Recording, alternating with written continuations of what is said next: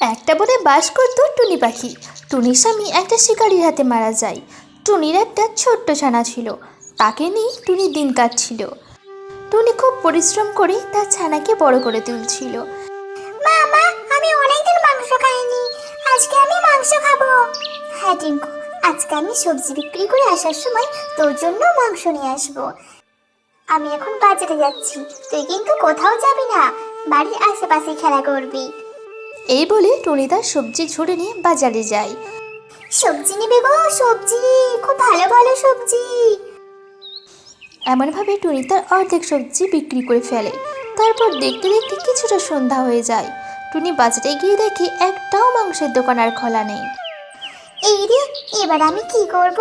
আমার ছানা তো মাংস খাবার জন্য অপেক্ষা করে আছে। টুনি এসব ভাবতে ভাবতে বাড়িতে ফিরছিল, তখনই তার সামনে একটা মুরগি দেখতে পায়। আরে, এই মুরগিটা কার? কাউকে তো দেখতে পাচ্ছি না। এই মুরগিটা আমি বাড়ি নিয়ে যাই, এটি আমার ছানা টিঙ্কুকে রান্না করে দেব। তারপরে টুনি সে মুরগিটাকে নিয়ে বাড়ি আসে আর রান্না করে টিঙ্কুকে দেয়। কিন্তু ওই মুরগিটা ছিল একটা ডাইনির। ডাইনিটা তার মুরগি কোথাও খুঁজে পাচ্ছিল না। তখন তার জাদু আয়নায় দেখে মুরগিটা টুনি নিয়ে গেছে। ডাইনিটার সাথে সাথে টুনির বাড়ি যায়। এই টুনি, তুই আমার মুরগি এনেছিস? তোর এত বড় সাহস, তুই আমার মুরগি নিয়ে এসেছিস? আমি অজান্তে তোমার মুরগি নিয়ে এসেছি। আমার মুরগি আমাকে ফেরত দে, না হলে তোর ছানাকে আমাকে দে। না ডাইনি, আমি যে খুব গরিব, এমন কথা বলো না।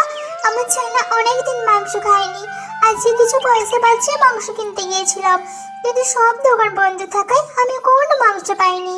তাই এই মুরগিটাকে এনে আমার ছানাকে রান্না করে দিয়েছি। টুনির মুখে এমন দুঃখের কথা শুনে ডাইনির একটু মায়া হয়। ঠিক আছে, এইবারের মতো তোকে আমি ছেড়ে দিলাম। এই বলে ডাইনি চলে যায় আর টিঙ্কু মনের সুখে মাংস খেতে থাকে।